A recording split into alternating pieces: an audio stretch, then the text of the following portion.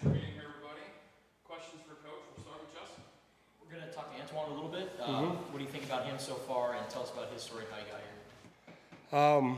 Well, the story, I think something that kind of most people know already as far as, having his journey through college athletics and by ways of first signing at Wisconsin at a high school, and then going through a few things over there where he transitioned to Marshall, and, and then the paths that crossed between him and Coach Daggy over there is kind of the initial reason as to how we knew about him. But as far as him, being here and being present, it's a great addition, man. And there's so many, I guess, when it comes to a football program, you're not sure what you're going to get in the portal until it actually gets on campus. And, yeah, you might have things on film in terms of their ability as a football player, what they're able to do, the numbers, the production that they bring to the team. However, it's the cultural piece that, it's always tough to judge when you're going through the evaluation period of these type of guys. So, but, man, you do your best with the time that you have of having them on campus during that portal visits and then make your decision. And so I just think that, as he got here, he started mixing in with the boys, getting involved in the weight room, in the training room, in workouts, and then we get into football meetings. And, I mean, the man has just excelled in every department, whether it's down in the weight room with Coach Carroll, whether it's with the nutritionist, Tara and Hannah, and really being a true leader and another great leader added to the group of guys that we're pretty good with already. How does his skill set as a pass catcher and all that, how does that fit into Diggy's system? I think his size, his speed, his elusiveness, as well as his football IQ are all things that are a big-time gain in our room. With someone of that size, you wouldn't expect them to be able to get out of the gates like he does. And I think that was one thing I noticed as we went through winter workouts. That was kind of his first introduction to the team and really our first chance to be able to evaluate him beyond the football film that we had. Of really being able to see, okay, what kind of numbers is he putting up compared to the rest of the offense, the rest of the running backs. And he was up there. He was up there, and I was excited. Those type of numbers that he was putting up, being at the top, 5 of fastest guys and, whatever sprinter exercises that Coach Carroll had him going. It was exciting for me to see, and I looked forward to spring ball. But even then, you kind of understand there's a lot of processing going on during spring ball for him, being his first time in the offense and being able to go against our defense, which is not easy. So you still kind of give him a little bit of grace to get his feet underneath him as far as getting comfortable. And now that he's had winter workouts, spring ball, summer workouts, PRPs, getting into fall camp, now you really see how comfortable he is and how he's able to use that speed that we first witnessed back in winter. Brian and David. How has Ish gotten back into the swing so much? We saw him getting a lot of first-team reps today. I mean, just why do you think that? Is it because he had already been here that he was able to get this quickly back up to speed? Yeah, and I think, since Izzy's come back, there's been a lot of things that have, changed, been tweaked, added, taken out since he's come back. But that's the one thing about Izzy is he's played so much football that he can, he's able to adapt pretty quickly. And, he also has, number 1 next to him, which helps anybody who's in the backfield. But I think that's the biggest thing for Izzy is the physical part. Besides getting into shape, he's played so much football where it's not just a matter of going out there and knowing the offense, knowing what the assignment is and executing from there. And I think for the most part, majority of the things that he's asked to do are things that he's done in the past. David and then Michael. How much, Coach, can you elaborate on what's changed since he came back?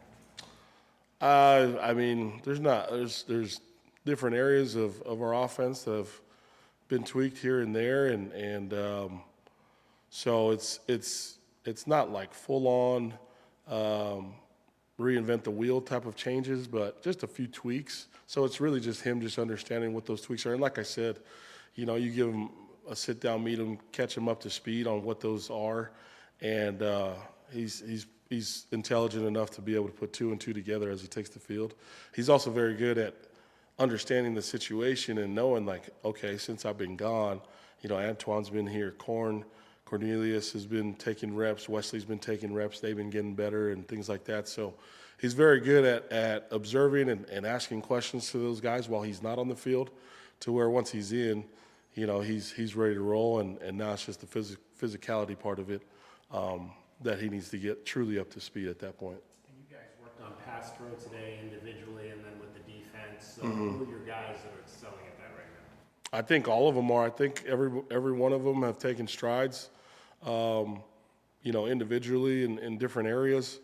Really feel good about just how comfortable they are with the coaching points and understanding, like, the big picture of what we're trying to accomplish with the things that I'm asking of them, whether it's fundamentals, hand placement, having, good pad level. And I think that's what a year can do for you being in this offense last year, which most of our guys, besides Antoine, have heard these same coaching points last season when I was the assistant running backs coach. So I think that's definitely something that they're comfortable with, they understand, and, guys like Wesley and Corn, where last year it was just, I'm just trying to get used to the speed and make sure I'm looking at the right guy to block. Well, now they know what their assignment is, and now we can really dial it in on the fundamental part of it. Michael and Cole. Once you found out that Ismail was able to come back and he rejoined the room, what was the reception like for him the first time he walked in there, and what were the conversations like between you and the other guys who, maybe realized, hey, I might not get to play as much as I thought with another guy? Well, to answer your first question, the day really the day he was coming back, I knew what day he was officially cleared to come in and join our meetings and whatnot. So I made the announcement to the guys the day before, Coach Daggy and I, we wanted to give them a heads up that he'd officially be coming back. He'll be joining us tomorrow, but we didn't spend a whole lot of time on it just because, the focus is getting everybody ready. And, there's still a few things that need to be ironed out as far as, whatever that was. But we just continue to approach it like it was every day with those guys and making sure, here's the announcement, here's what it is, control the controllables, which is, getting to this install and making sure we're detailed on the next day. And when he did arrive, what was with everyone like? Oh, he walked in the next day and he actually came in, and I forgot exactly what he said, but it was something that Coach Carter would always say, and it was I forgot exactly what it was, but as soon as he busted through the door and he said it, all the running backs started laughing. As I'm in the front of the room, they all started laughing, and they turn around and see Izzy, so they all jumped up out of their seats, welcomed him, hugged him, and I think Antoine at that point had already met Izzy, as they kind of crossed paths with Izzy coming on campus every now and then. So it was exciting to see and fun to see the guys welcome him back with open arms. Cole in the back and then Justin. How do you manage a running back room just with 4 seniors all that probably either have led or could lead a backfield somewhere else, but obviously that's not a situation that can happen anymore with that many guys in the room? I think just continuing to give each one of those guys an opportunity to rotate, with the ones, with the twos, and truly evaluate each of their individual performance day to day. Whether it's assignment, whether it's alignment, fundamentals, truly evaluate, who's doing it right consistently. And just continue to keep that competition rolling until we get to the NAU week. I think that's the best way to approach it. I think that's what they know about. They definitely know that's how I'm approaching it and evaluating it. So it gives them, every single one of them, opportunity to get a shot out there with the ones and see how they do with the twos. And, just continue to keep that fresh in their mind as far as, like, the competition doesn't end until we start getting ready for game week. Is that something that you could see roll over into the first week or two of the season, just figuring out who looks the best right in the hot hand? Yeah, I definitely see, that thing continuing to go on. I mean, it's tough to say right now because, as you know, the physicality of the sport is every now and then, guys get banged up here and there. And so learning from last year of having, Izzy and Kid and Quincy rotating, with that three-man rotation. But every now and then, those guys get banged up, and now it's like, all right, you got to have the fourth guy ready, which was Wes last year. So I think just continuing to keep that in the back of my mind as I prepare these guys for battle, and just being transparent with them as we go. Justin and then Jason. What impresses you when you look at Wesley and Korn and how they've taken that next step this year? I really think the biggest improvement for those two have been outside of the meeting rooms. Just the maturity that they've been able to, really take another step as far as the recovery process, and they're, being in the weight room and taking care of the nutrition. That in itself tells me, gives me an idea of what that care factor looks like. Because everybody can be dialed in for football meetings when you're in front of the position coach. However, if you truly want to make a change, how are you going to behave, in that regard as far as the weight room, the nutrition, getting your rest away from the building, making smart decisions outside of the building. And so seeing them make those changes and really improving in those different areas is fun to see. Jason and then David. Can you be a successful running back in this age without an ability to be a successful receiver? That's a good question. You definitely want to have that ability to catch from the backfield, and I think we're seeing that more now with offenses around the country, especially at the college level, of being able to get the running back to get out on the perimeter and run a few routes and catch and whatnot.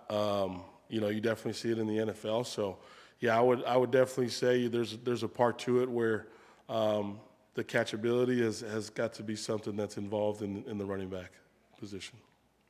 Last two will be David and Justin. Specific to Wesley, what is in terms of on the field, what's the next growth piece for him? I think just being more consistent, every single play. We talk about responding a lot. Respond. Good, bad, and ugly is what I tell those guys.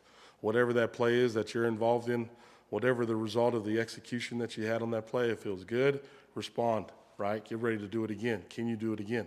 If it was a bad play on your individual part, okay, can you respond and, change the outcome, the execution? So I think that's been a message across the team is the best teams out there are able to respond the fastest and respond in the correct way that you would want it to be. We'll finish up with Justin. Your last year playing football, it was in Japan, right? Yes, sir. Okay. So Arizona, they have an alum, Samaji Grant, who's Yeah. thriving in Japan right now. Yeah.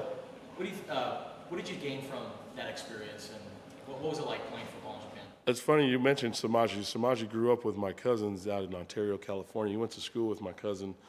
But one of the things you learn playing over in I played in France, I played in Japan, and the biggest thing is being able to simplify the game when you're teaching it to someone who, it doesn't come natural to. So being in Japan, having that language barrier, okay, we have a goal in mind, right, is to execute and win ultimately.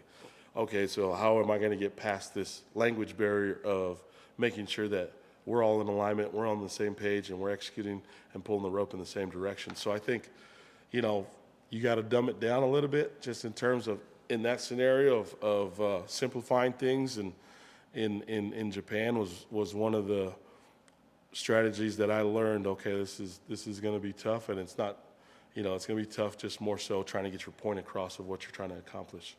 So I think it was helpful just as I got into coaching, just because everybody learns in different ways. You can't just go up, preach the same message and expect the same results from everybody in the room. You got to be able to give them different avenues of learning the point that you're trying to get across and meet them where they're at. And I think that was something that I was able to experience early on while playing out in Japan. Great, thank you, Coach. Thank you guys so much. Bear down.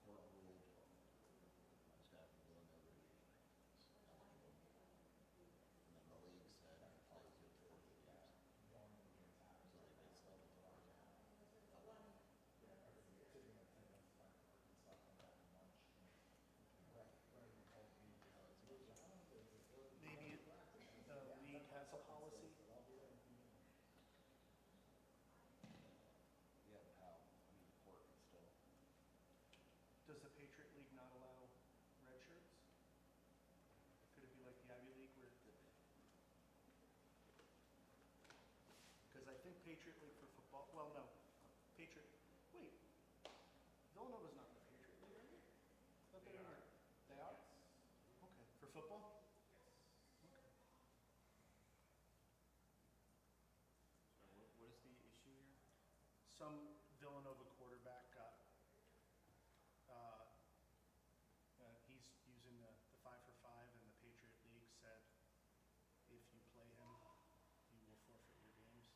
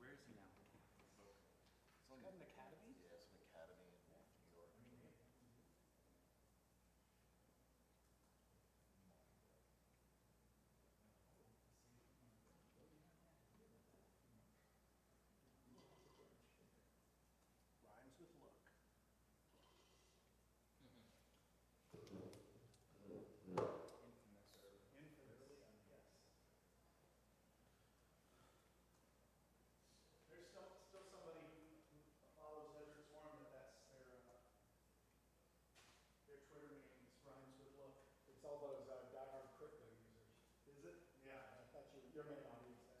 They are.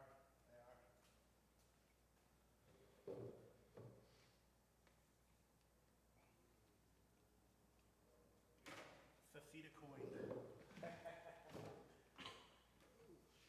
you go, Brian. There's your opportunity. Get that NIL deal working. I drove on Saturday night. I drove this kid he's from Wales. He's a freshman on the cross country and track team, a distance runner. He's 23. Freshman. Yeah, he got in a month before the 5 for 5 change. Yeah, really? Yeah. He's an older Mhm. gentleman. Yeah, so we will no longer be seeing that, thankfully. This phenomenon, yeah. Yeah, I mean, you'll see 19-year-olds. Unless they just want to play for two years or whatever. Do that, right? Yeah, You wouldn't be a what I'm you saying, wouldn't be but like a freshman. yeah, because it's depends on how late they were when they graduated high school. Every time I see that, whichever, that choice of like 5 years versus turning 19, or like leaving high school versus turning 19, it just makes my head hurt because I can't really comprehend how this works. I can't do the math. So is it disadvantageous to hold someone back now? Which a lot of parents do, you know, when their kids like a little older in your class. I mean, that generally only means that they'd be 19 when they graduate instead of 30.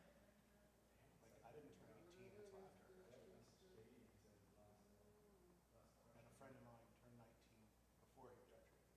So, I'm just saying, wouldn't it be better to be younger to get your 5 years? you still get your 5 year. I mean, as long as it's 19.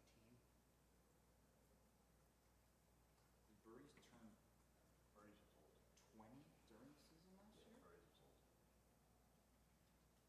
Oh, wow, I didn't realize it.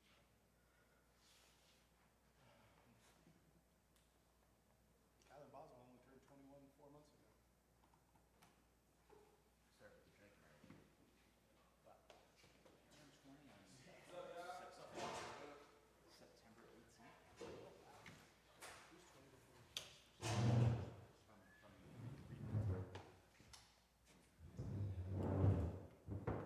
From Cool. Mike, join me when you're ready. Great, thanks for being here, everybody. Questions for our student athletes? We'll start with Justin. Question for Ked. When Ismail came back in the room, Lyle was saying that he said something that Coach Carter would often say. What was it that he said, and what was the response like when he came back? He said, I think he came in talking about some FVP. I don't know, man. He said something that Coach Carter would say, man. But everybody just laughed at him, man, because, like, Izzy known for trolling in the room, man. But, like, you know, that's just our guy. How's it been like having him back? It's been great, man. You know, like, I feel like, you know, room tends to get uptight at times. And Izzy has a way of, like, you know, like, just saying, like, you know, let's just take it easy, you know, make us laugh a little bit, and then let's get back to it, you know. Michael and then David. Antoine, you've had a pretty interesting journey in college football. What can you tell us about what that's been like? Yeah, I would just say it's been adversity a little bit. I've faced some adversity and some challenges, obviously, but just kept the perseverance and kept coming through. And I got to Arizona, a really good spot. I'm really happy here, and I've been working really, really hard. What did you learn from those experiences, would you say? Just to never give up. You know, to me, my problems might seem big, but to somebody else, my problems, right? Like we always talk about, you don't want to trade problems. So just try and face everything that I face, head forward and keep moving. David and then Cole.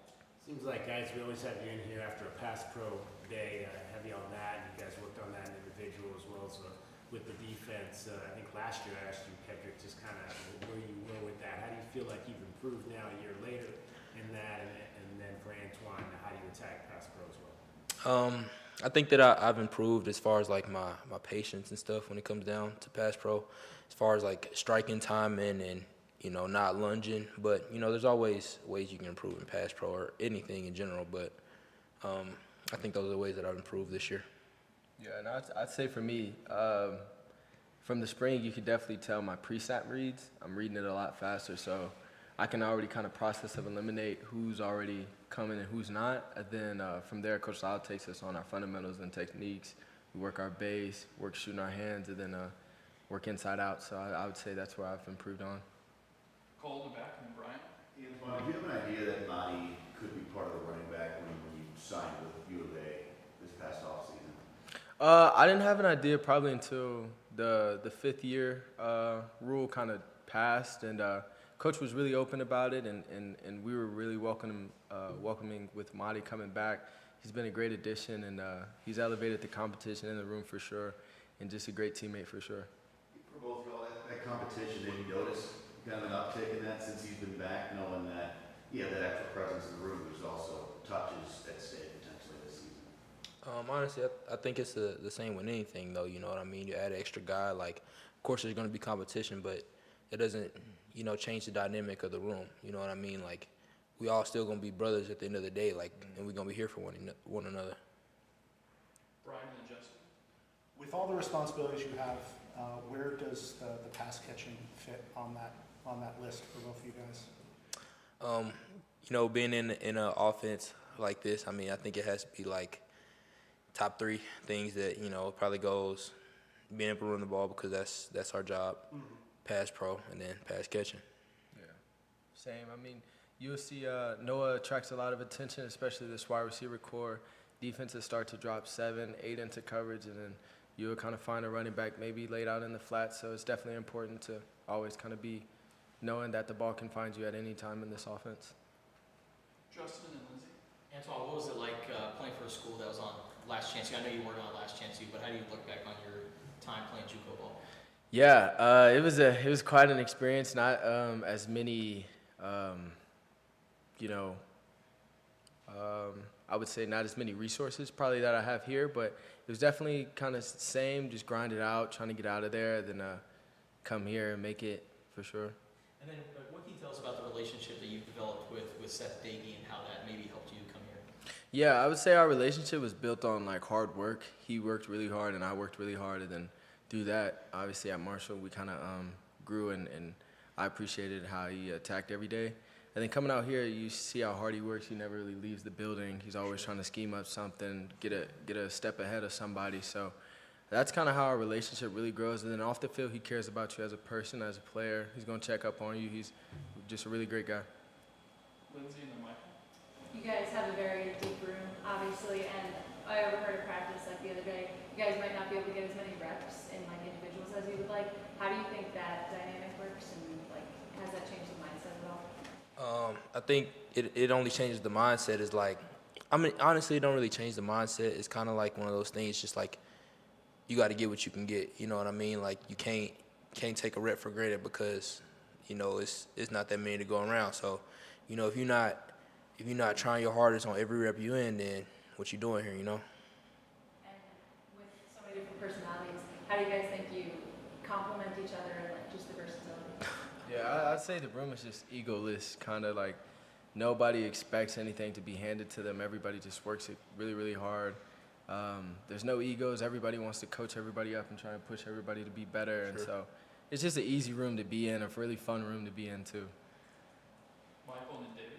Antoine, the year that Seth was at Marshall, you were injured that season and didn't play. Is that correct? How were you able to form a relationship with him even though you weren't on the field? And obviously, you made some sort of impression because he decided to bring you over here. Yeah, kind of up until the point where that injury had happened, I had some really big runs in practice and just strung along some really strong practices back to back to kind of start off spring ball. And then, the injury had happened and I missed the season, but I came back last season, had a pretty good year at Marshall, then entered the portal. Then from there, we kind of reconnected, and then that's how it kind of started back up. Our last two will be David and then Justin. For both you guys, just in terms of the pass catching, did both of you play a lot of 7-on-7 coming up, and how did, if you did, how do you think that helped you as a pass catcher? I mean, honestly, I didn't play much 7-on-7. I mean, I played a little bit, but honestly, after I got because I didn't even play running back or offense in 7-on-7. I used to play corner and safety, and so honestly, I didn't as soon as I got my first offer at running back, I stopped going to play 7-on-7 and start coaching it. So, yeah.